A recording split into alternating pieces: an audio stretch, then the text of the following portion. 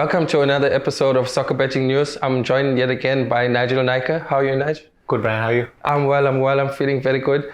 Man United finally won a game last night, so I'm feeling good. But there's a massive fixture. I'll say not massive. I say because the way Spurs are playing. Spurs vs City this weekend. Last time they played, I think Spurs got the win. But how you see it going this time? Look, it's going to be a tricky fixture for Spurs. I don't give them much of a chance against City because if you look at City now, they've hit their straps, a well-oiled machine. Getting results, big result again in the Champions League last night, 5-0. So, and Spurs coming off the back of 3 losses, it's going to be really tough for them, yeah. I see the last time these two coaches, these coaches never played each other. Nuno was the one who beat Guardiola the first game and Son was in red hot form. But Kane hasn't been in form like from the start of the season under Nuno and even now under the new manager. How you see them scoring, like Spurs scoring against City? Yeah, I think just to touch on Kane's form, I think he hasn't been the same person he was the season before, ever since those Man City links at the start of the season. We know he generally starts the season slow, but even that too hasn't come off for him. So the goals, maybe more Son can maybe look to supplement him, but it does look like they're struggling for goals at the moment, yeah. I'm a massive fan of Antonio Conte. I think if there's anyone who could stop the style of Pep Guardiola's play, it's going to be Conte, because I think he's the most similar to Simeone, where you can play how much fancy football and movement off the ball and stuff. Conte just wants to win. Yes.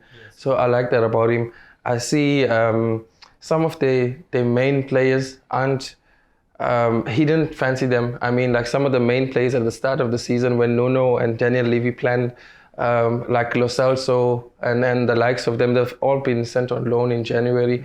What do you make of the 2 signings from Spurs?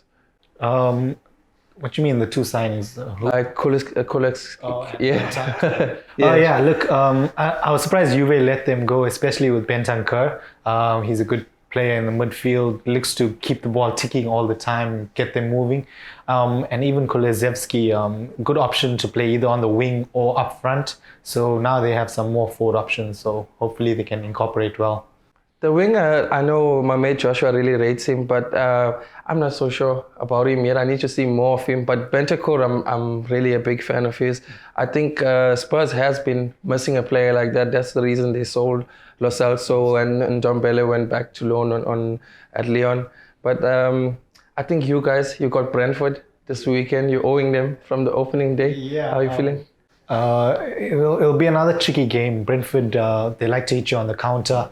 So it'll be important for Arsenal to start the game well. Push on for their top 4 now. Yeah, I remember Brentford played some very exciting football at their home grounds, Brentford Community Stadium, and it was buzzing. It was actually buzzing, and then I look forward to every Brentford game after that. But if we look closer at that game, I think Mikel Arteta, he had like 5 solid first-team players that were missing due to COVID, and I think the league was starting on a Friday night, and he even asked for the game to be moved, but the league said, no, you play on Friday night with whatever players you got. So I think for me, the way Brentford have been playing now, I'd say Arsenal deserve to win this one, and I think they should win this one. Yeah, I think they'll go all out for the victory, especially considering losing 2-0 on the opening day against Brentford with so many players out. And I think if you look at the squad that played Brentford on the first day, it'll be about 7 to 8 new names on that team list. So good opportunity for them to get some revenge from them. Yeah, I remember Saka was on the bench that day. He was one of the star players. I was looking, maybe he could come on and score, but he didn't have much of an impact that day. On my side, I've got Leeds, Man United is going away to Leeds.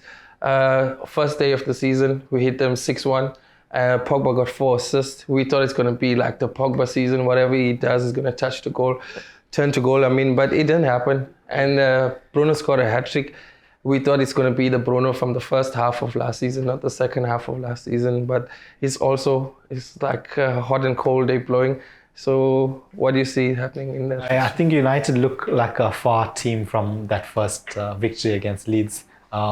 performance-wise. So hopefully they can now back it up. Last night's victory against Brighton with another positive victory against Leeds. They're also in the top 4 fight. So yeah. Does Harry Maguire start?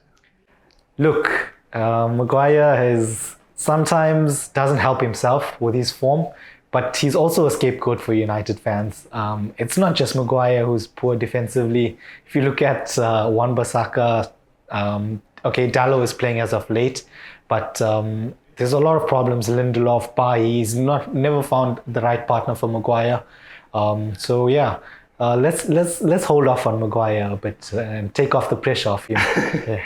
I think that whole, like the last 3 years, the way we've been seeing it, like find a way, find a partner for Maguire, so we'll find a way to play at the back. I don't think that's going to work. I think we should sell him as soon as possible. I'm really fed up with him. If we're going to give the punches a treble between these 3 games, what do you say? We go with the big 3? Yeah, I would go with Arsenal, United, and even City to win. Yeah. Yeah, I think that's a good bet. Thanks for joining me, Nigel. Thanks, Bryan. Sure, we'll catch up soon. See you. Cool. Sure. Cheers. For more soccer betting tips and previews, get the latest copy of Soccer Betting News for only 10 Rand at your nearest Hollywood Bets branch or news agent.